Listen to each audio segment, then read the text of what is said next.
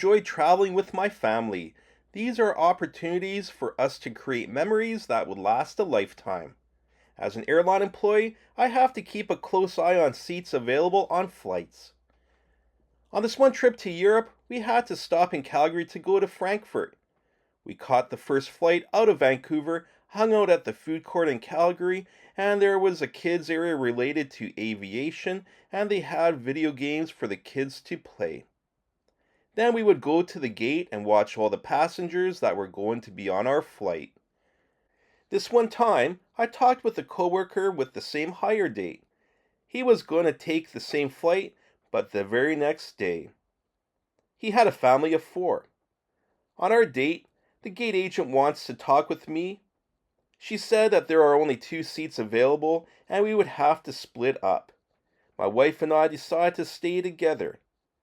The agent promised to book us on tomorrow's flight, which made me feel good because my coworker and his family would be there and I wanted to be ahead of him on the waiting list.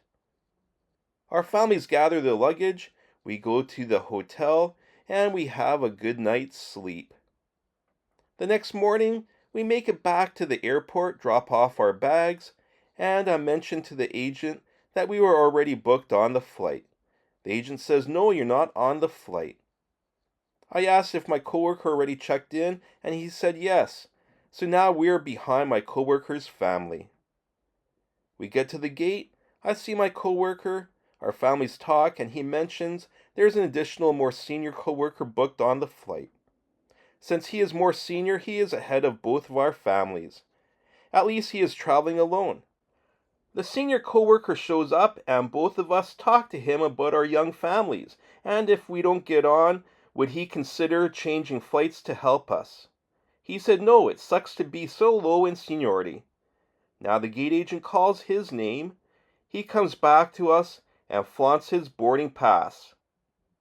Then the gate agent calls my coworker and I at the same time. She says I have some good news and bad news. 7 people can go and 1 person can't. My coworker feels guilty, but not enough to pass on the flight. I tell my wife to go with the kids. They fly away to Frankfurt and then to Vienna. There is a flight going to London. I get on the flight alone, feeling bad that my wife is alone with the kids and I can't help her. I get to my next flight to Vienna.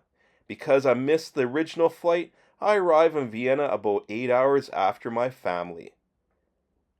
The joys of standing by.